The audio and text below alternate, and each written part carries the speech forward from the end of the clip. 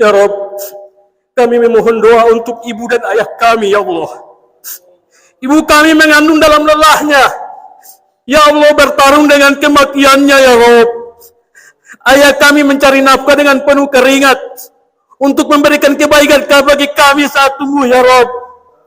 Kami memohon kepadamu, ya Allah, berikan kesempatan, ya Allah, agar kami dapat membahagiakan kedua orang tua kami. Mohon, ya Allah, berikan jalan supaya keduanya mendapatkan hidayah. Engkau satukan kami dengan kehendak-Mu di dunia, ya Rabb. Engkau tetapkan dia menjadi ibu kami, ya Allah. Engkau pilih ia menjadi ayah kami, ya Allah. Engkau satukan kami saat di dunia, ya Allah. Maka mohon, ya Rabb, jangan pisahkan kami di akhirat, ya Rabb.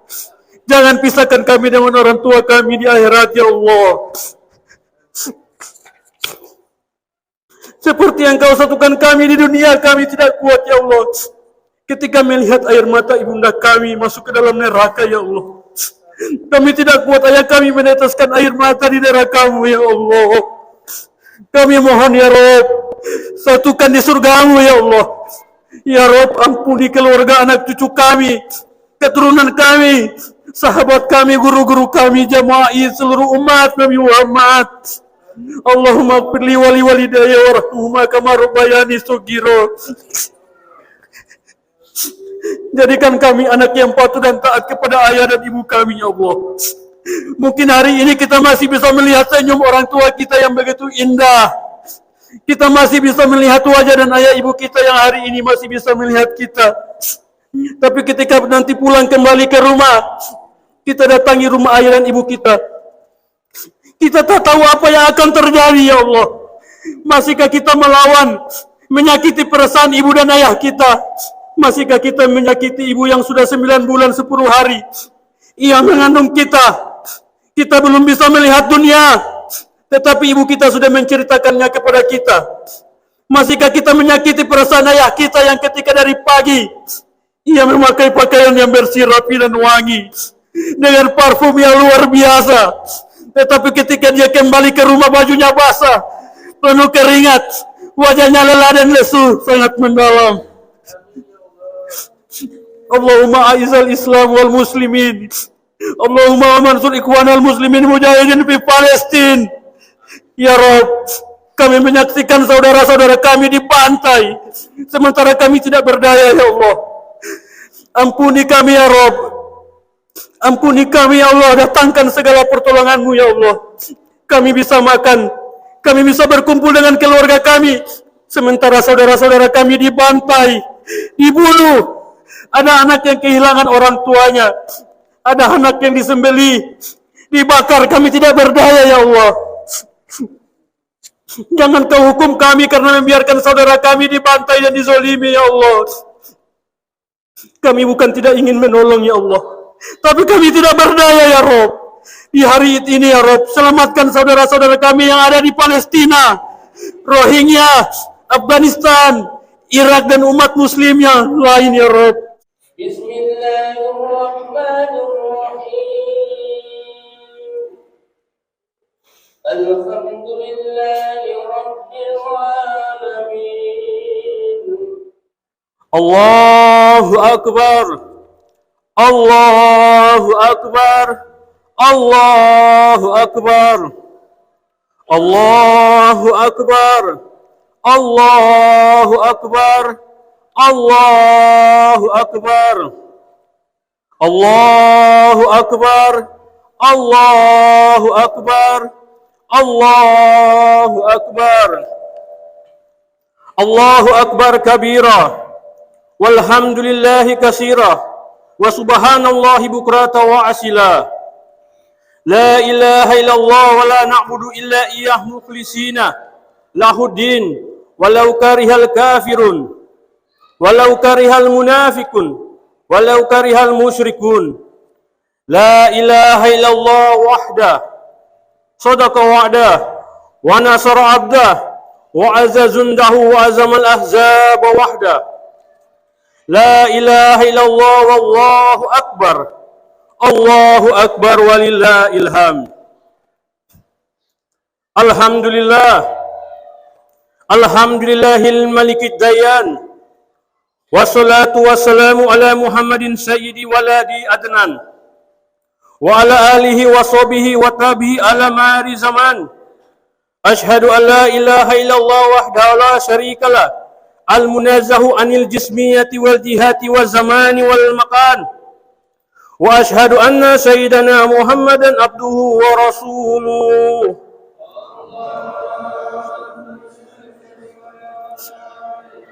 Allahumma sholli ala sayyidina Muhammadin khatamil anbiya'i wal mursalin allazi kana khuluquhul Qur'an. Amma ba'du.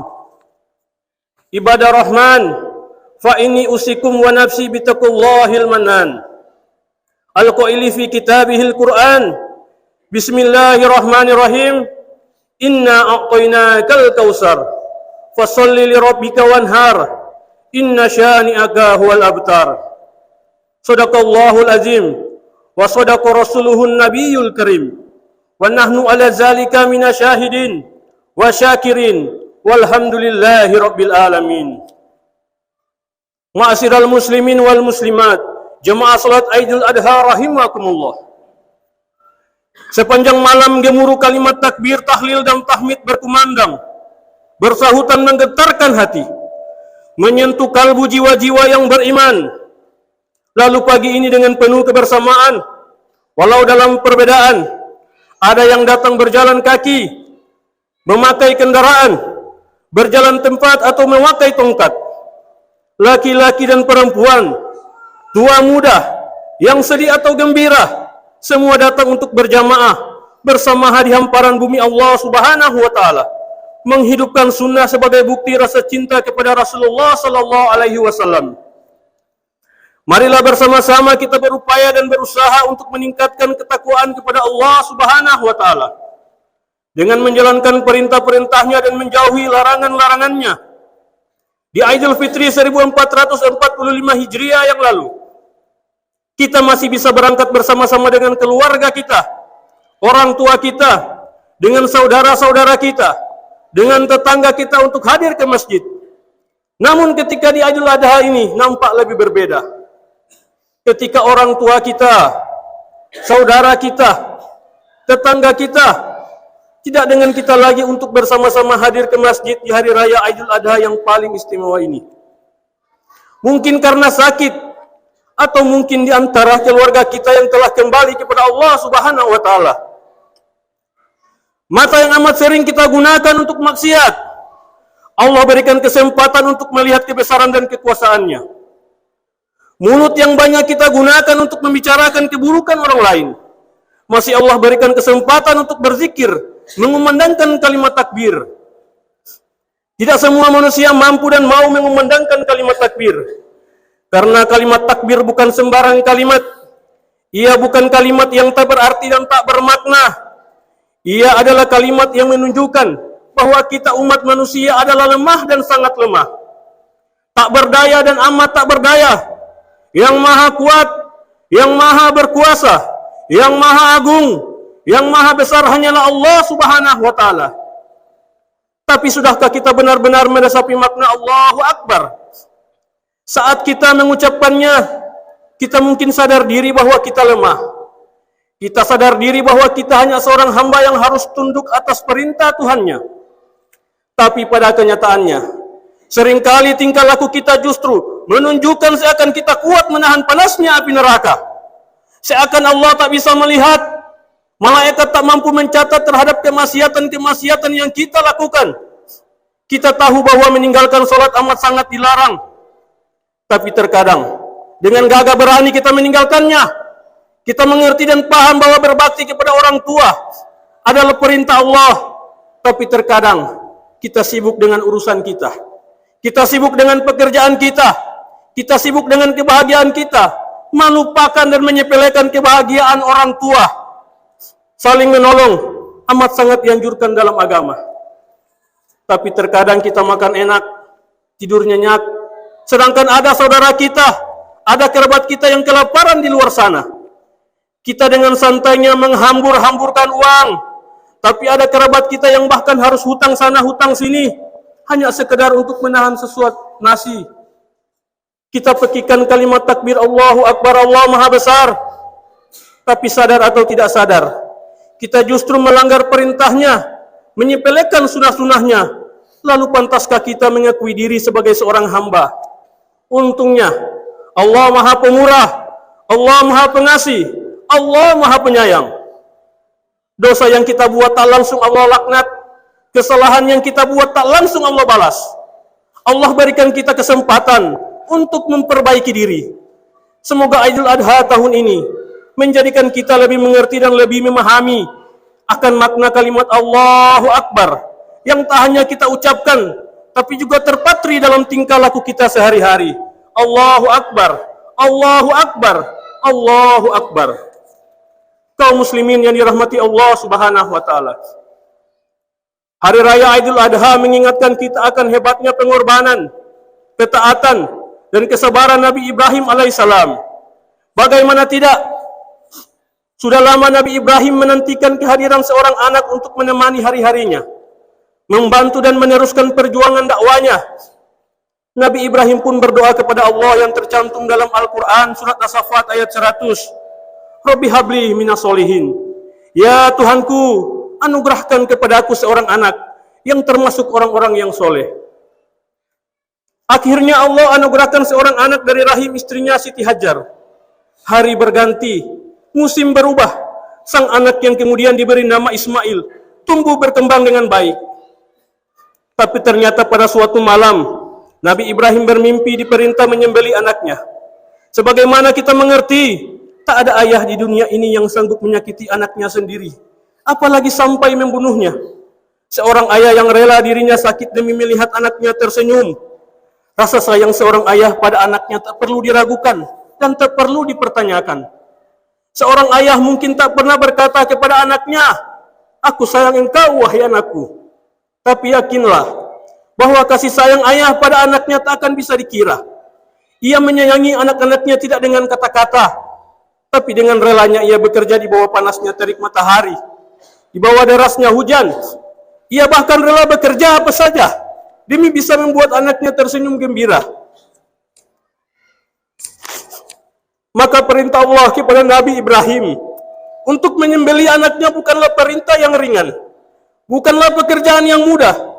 Ini perintah berat dan teramat sangat berat. Tapi ketika Nabi Ibrahim yakin bahwa perintah menyembelih anaknya benar-benar perintah Allah, tanpa ragu ia berkata pada Ismail kecil, "Ya bunayya, ini arafil manami anni azhabuka fanzur maza tara." Wahai anakku, sungguh aku bermimpi aku menyembelihmu. Pikirkanlah bagaimana pendapatmu. Ismail kecil saat itu berusia 7 tahun. Ada juga pendapat yang mengatakan 13 tahun. Tapi Ismail kecil bukanlah seperti anak seusianya. Bukanlah seperti anak sebayahnya. Imannya kuat, pendiriannya kokoh. Maka dengan tegas ia menjawab pertanyaan ayahnya. "Ya abati fal, maktumar satajiduni insyaallah minas sabirin." Wahai ayahku, lakukanlah apa yang diperintahkan Allah kepadamu. Insyaallah engkau akan mendapatiku termasuk orang yang sabar. Setelah Nabi Ibrahim alaihissalam dan Ismail kecil sepakat untuk melaksanakan penyembelihan, menjelang detik-detik penyembelihan di saat penuh kesedihan, Ismail kecil berkata dengan penuh keikhlasan, "Wahai ayahku, kencangkanlah ikatanku agar aku tidak lagi bergerak. Sisingkanlah bajumu agar darahku tidak mengotori. Dan jika nanti ibu melihat bercak darah itu, niscaya ia akan bersedih. Percepatlah gerakan pisau itu dari leherku, agar terasa lebih ringan bagiku, karena sungguh kematian itu sangat dahsyat. Apabila engkau telah kembali, maka sampaikanlah salam kasihku kepadanya." Tapi Maha Besar, Maha Kuasa Allah, pisau yang tajam itu tak bisa melukai leher Ismail kecil. Dan Allah ganti Ismail kecil itu dengan seekor kambing gibas. Allahu Akbar, Allahu Akbar, Allahu Akbar. Kaum muslimin yang dimuliakan Allah Subhanahu wa taala. Ada beberapa hikmah yang bisa kita ambil dari kisah Nabi Ibrahim dan Ismail kecil di atas. Pertama, bahwa dalam beragama kita harus mau berkorban untuk menjalankan perintah Allah Subhanahu wa taala. Nabi Ibrahim dengan penuh keikhlasan dan kesabaran mengorbankan anak semata wayangnya. Memang kita bukan Nabi Ibrahim. Kita tidak sehebat Nabi Ibrahim. Kita tidak semulia Nabi Ibrahim. Tapi kita sama-sama hamba Allah sama seperti Nabi Ibrahim. Kita punya kewajiban untuk menjalankan perintah Allah Subhanahu wa taala. Allah tidak meminta kita mengorbankan anak kita. Allah tidak meminta kita untuk mengorbankan putra kita. Tapi di setiap harinya kita hanya perlu mengorbankan beberapa menit saja untuk istiqomah melaksanakan sholat 5 waktu. Dalam setiap minggunya kita hanya diminta untuk mengorbankan beberapa menit saja agar kaki kita ini melangkah, tangan ini kita ayun, badan ini kita gerakan menuju rumah Allah melaksanakan sholat Jumat berjamaah di setiap tahunnya. Allah hanya minta kita mengorbankan 2,5% dari harta kita yang sudah sampai nisab dan haul untuk dikeluarkan zakatnya.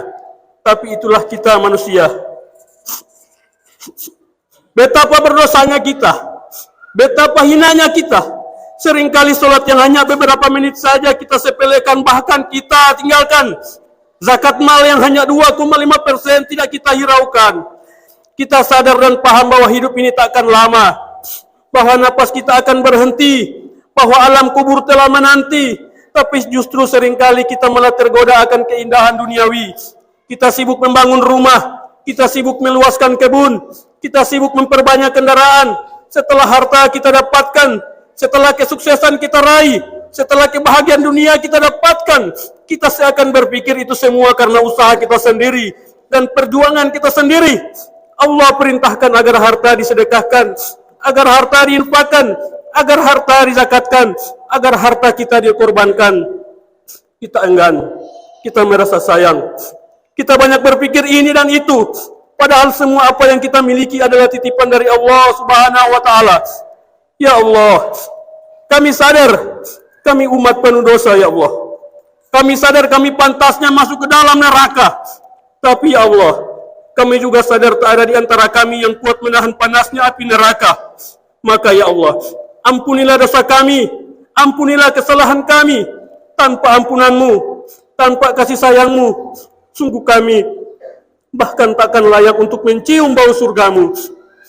Yang kedua, hikmah dari kisah Nabi Ibrahim alaihissalam dan Nabi Ismail alaihissalam adalah pentingnya mendidik anak akan ilmu agama.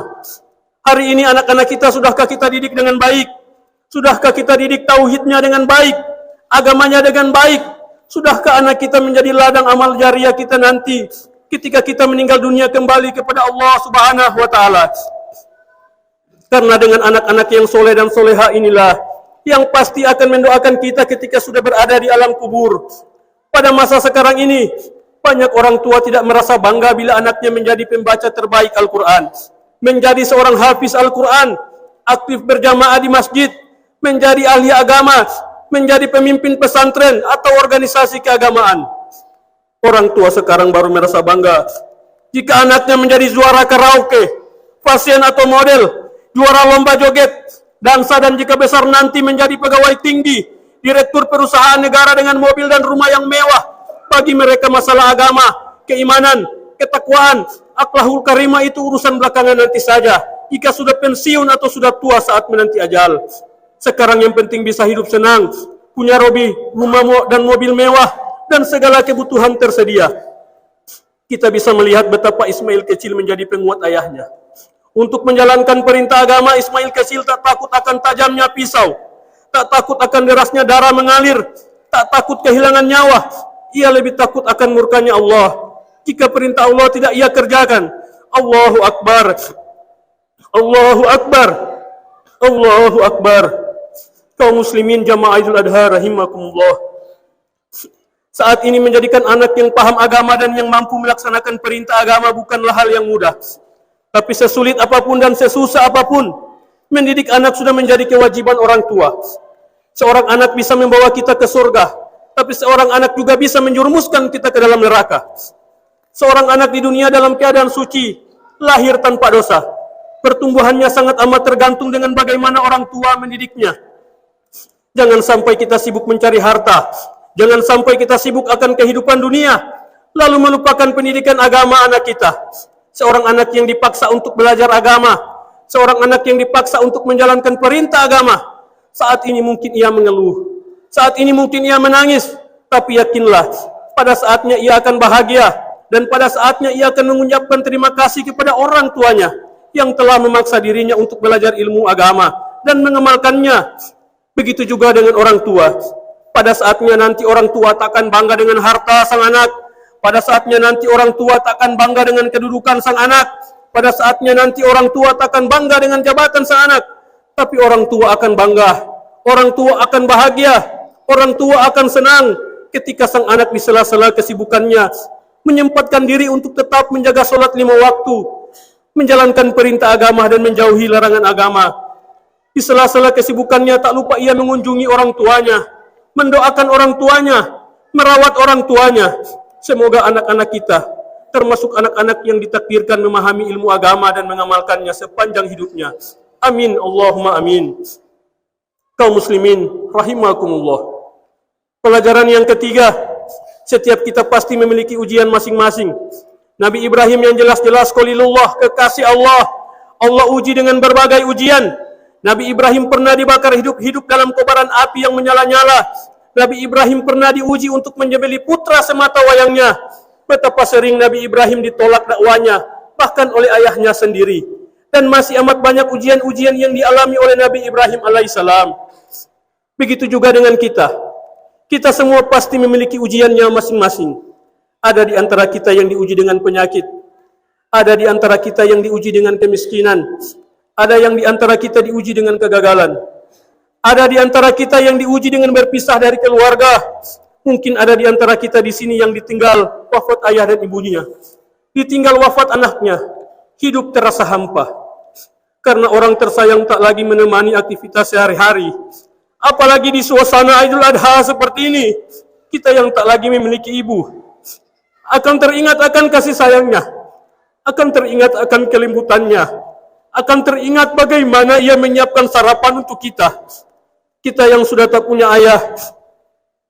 Akan teringat akan kehilasan dan perjuangannya mencari nafkah. Teringat bagaimana ia berangkat pagi mencari nafkah agar anaknya bisa sekolah. Tapi para hadirin, ingatlah sebanyak apapun ujian kita, tak akan melewati batas kemampuan kita sebagaimana firman Allah, la yukallifullahu nafsan illa wus'aha.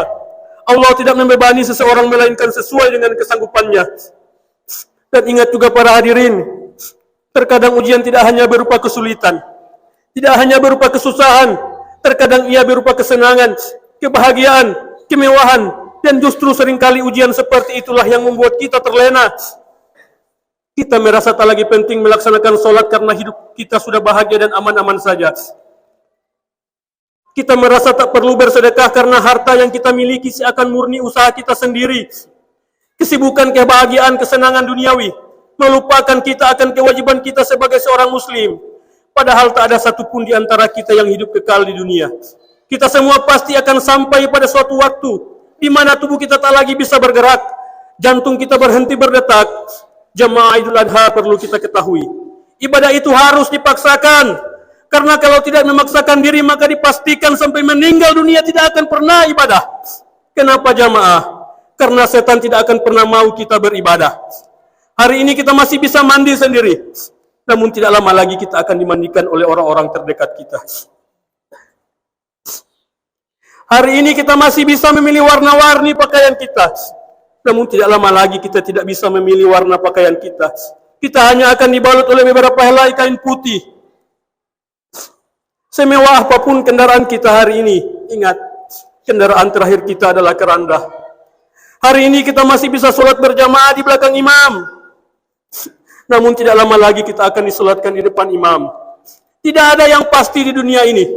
Jarum jam seakan berkata, berkurang, berkurang, berkurang. Dan satu hari nanti, waktu akan berhenti tiba-tiba. Maka bawalah persiapan.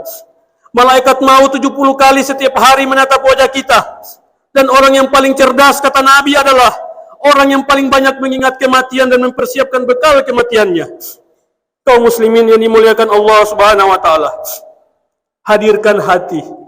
Doa di hari Id, selesai sholat Id, selesai puasa Arafah. Di masjid berkumpul bersama dan berdoa hamba yang berkorban mustajab. La yastami'u qaumun muslimun fayatu ba'duhum wa yu'aminu ba'duhum illa istajaballahu du'ahum. Tidaklah berkumpul suatu kaum muslim yang sebagian mereka berdoa dan sebagian lainnya mengamininya, kecuali Allah mengabulkan doa mereka. Yang berkorban satu orang saja doanya mustajab, apalagi berkumpul banyak orang yang berkorban. Satu doa hamba selesai solat id mustajab, apalagi ratusan berkumpul saat ini langsung di masjid ini yang penuh berkah di rumah Allah Subhanahu wa taala. Hadirkan hati, angkat tangan kita, ikhlaskan hati kita untuk meminta kepada Allah Subhanahu wa taala. Allahumma rabbana lakal hamdu anta qayyimus samawati wal ardi wa ma fihinna. Wa lakal hamdu anta malikus samawati wal ardi wa ma fihinna. Wa lakal hamdu anta nurus samawati wal ardi wa ma fihinna. Langit bumi milikmu. Semua peristiwa hati keadaan tunduk dalam iradat dan qadaratmu. Walakal hamdu antal haq. Tiada Rabb, tiada ilah, tiada malik kecuali hanya Engkau ya Allah. Inilah tauhid kami kepadamu. Wawadukal haq. Janjimu pasti. Semua pasti akan dibalas. Kebaikan akan dibalas dengan kebaikan. Wawadukal haq. Kalamu benar. Al-Quranmu benar ya Rabb. Walikukal haq. Perjumpaan denganmu benar. Wa Rasulullah sallallahu alaihi wasallam hak, wa nabiyul hak, wal jannatu hak. Surga itu benar ya Allah. Wa naru hak, neraka itu benar ya Allah. Wa satu hak, kiamat itu kami percaya ya Allah. Walakal hamdu, walakal samna wa bika amanna. Ya Allah, terima kasih kami bersyukur Engkau berikan kami iman. Inna nahnu hibub, kami mencintaimu ya Allah. Kami bersyukur nikmat Islam. Kami bersyukur Engkau beri kesempatan bertobat. Wa bika hasamna, Engkaulah segala-galanya. Wa alaika hakamna, syariat hukum nabimu yang kami rindukan. Wa ilaihi tawakalna, semua kami serahkan kepadamu ya Allah. Allahumma ighfir li mu'minina wal mu'minat wal muslimin wal muslimat al ahya'i minhum wal amwat. Innaka sami'un qaribun mujibu da'wat. Wa ya khadiyal hajat, Allahumma ighfir lana dzunubana wa ghafir 'anna sayyi'atina wa tawaffana ma'al abrar. Rabbana la tuzigh qulubana ba'da idh hadaitana wa hab lana min ladunka rahmatan innaka antal wahhab. Duhai Maha menatap, duhai Maha mengetahui, duhai Maha mendengar, tiada tersembunyi di matamu betapa banyak maksiat yang telah kami lakukan, betapa banyak dosa-dosa yang kami sembunyikan dengan rapi ya Allah. Ya Rabb, Engkau tahu kami berbondong-bondong datang solat id. Ini yang paling kami harapkan kepada Engkau kecuali ridho dan rahmat-Mu ya Allah. Ampunilah seluruh dosa-dosa kami. Dari mulai kami akhlil balik, dari kami melakukan dosa, hingga Engkau mewafatkan kami ya Allah. Ampunilah seluruh dosa-dosa kami. Dosa kecil, dosa besar, sengaja tidak sengaja, terang-terangan maupun yang kami sembunyikan rapi selama ini ya Allah. Dosa-dosa kami yang sudah menumpuk, yang kami lupa karena sudah terlalu banyak maksiat yang kami lakukan. Sementara malaikat hati terapi mencatat semua dosa kami. Ya Allah, bahagiakan di hari Id ini rahmat-Mu untuk kami. Bersihkan seluruh dosa-dosa kami. Angkat seluruh dosa-dosa kami ya Allah. Bebaskan dari kami keinginan berbuat maksiat. Bebaskan kami dari keinginan berbuat zalim ya Allah. Ya Allah, mata kami terlalu banyak berbuat maksiat ya Allah. Mata, telinga, tangan, kaki kami, perut, bahkan kemaluan kami. Ada di antara kami yang telah berzina, mabuk, berjudi, melakukan dosa-dosa besar. Yaumul Id ya Allah, hari kebebasan dosa. Bebaskan kami dari seluruh dosa-dosa anggota tubuh kami Allah. Jangan biarkan kami bermaksiat lagi. Jagalah kami dalam penjagaan-Mu. Kami tak sanggup menghadapi nafsu kami yang liar ini. Sulit kami menghadapi tipu daya dunia. Tidak kuat kami dengan serangan setan ya Allah. Kecuali Engkau menjaga kami dengan rahmat-Mu. Kecuali Engkau melindungi kami dengan kekuasaan-Mu. Ya Allah, ya Rabb, kami memohon doa untuk ibu dan ayah kami ya Allah. Ibu kami mengandung dalam lelahnya. Ya Allah, bertarung dengan kematiannya ya Rabb. Ayah kami mencari nafkah dengan penuh keringat untuk memberikan kebaikan bagi kami saat tumbuh ya Rabb. Kami memohon kepadamu ya Allah. Berikan kesempatan ya Allah agar kami dapat membahagiakan kedua orang tua kami. Mohon ya Allah, Berikan jalan supaya keduanya mendapatkan hidayah. Engkau satukan kami dengan kehendak-Mu di dunia ya Rabb. Engkau tetapkan dia menjadi ibu kami ya Allah. Engkau pilih ia menjadi ayah kami ya Allah. Engkau satukan kami saat di dunia ya Allah. Maka mohon ya Rabb, jangan pisahkan kami di akhirat ya Rabb. Jangan pisahkan kami dengan orang tua kami di akhirat ya Allah. Seperti Engkau satukan kami di dunia, kami tidak kuat ya Allah. Ketika melihat air mata ibunda kami masuk ke dalam neraka ya Allah. Kami tidak kuat ayah kami meneteskan air mata di neraka-Mu ya Allah. Kami mohon ya Rabb, satukan di surga-Mu ya Allah. Ya Rabb, ampuni keluarga anak cucu kami, keturunan kami, sahabat kami, guru-guru kami, jamaah seluruh umat Nabi Muhammad. Allahumma firli wali walidayya warhamhuma kama rabbayani shaghira. Jadikan kami anak yang patuh dan taat kepada ayah dan ibu kami ya Allah. Mungkin hari ini kita masih bisa melihat senyum orang tua kita yang begitu indah. Kita masih bisa melihat wajah dan ayah ibu kita yang hari ini masih bisa melihat kita. Tapi ketika nanti pulang kembali ke rumah, kita datangi rumah ayah dan ibu kita. Kita tak tahu apa yang akan terjadi ya Allah. Masihkah kita melawan, menyakiti perasaan ibu dan ayah kita? Masihkah kita menyakiti ibu yang sudah 9 bulan 10 hari? Ia mengandung kita. Kita belum bisa melihat dunia, tetapi ibu kita sudah menceritakannya kepada kita. Masihkah kita menyakiti perasaan ayah kita yang ketika dari pagi ia memakai pakaian yang bersih, rapi dan wangi dengan parfum yang luar biasa, tetapi ketika dia kembali ke rumah bajunya basah, penuh keringat, wajahnya lelah dan lesu sangat mendalam. Allahumma a'izal Islam wal muslimin. Allahumma mansur ikhwanal muslimin mujahidin fi Palestin. Ya Rabb, kami menyaksikan saudara-saudara kami dibantai, sementara kami tidak berdaya ya Allah. Ampuni kami ya Rabb. Ampuni kami ya Allah, datangkan segala pertolongan-Mu ya Allah. Kami bisa makan, kami bisa berkumpul dengan keluarga kami, sementara saudara-saudara kami dibantai, dibunuh. Ada anak yang kehilangan orang tuanya, ada anak yang disembelih, dibakar. Kami tidak berdaya ya Allah. Jangan Kau hukum kami karena membiarkan saudara kami dibantai dan dizolimi ya Allah. Kami bukan tidak ingin menolong ya Allah, tapi kami tidak berdaya ya Rabb. Di hari ini ya Rabb, selamatkan saudara-saudara kami yang ada di Palestina, Rohingya, Afghanistan, Irak dan umat muslim yang lain ya Rabb. Ya Allah, berikan kepada kami kesempatan dalam bertobat sebelum kami wafat mendapatkan rahmat-Mu, dan saat kami wafat mendapatkan ampunan-Mu ya Rabb. Ringankan dalam menghadapi dahsyatnya goncangan sakaratul maut ya Rabb. Kami mohon di majelis Id yang mulia ini, saat tiba jadwal kematian untuk kami, keluarga kami, anak cucu keturunan kami, jamaah Id seluruh umat Nabi Muhammad, kami mohon ya Rabb, wafatkan kami semua dalam keadaan beriman. Wafatkan kami semua dalam keadaan Islam, dalam keadaan berwudu, dalam keadaan berzikir, dalam keadaan bersih jasmani dan rohani ya Allah, dalam kenikmatan istiqomah, dalam kerinduan denganmu ya Allah. Dan lisan kami Engkau bimbing mengucapkan kalimat La ilaha illallah Muhammad Rasulullah.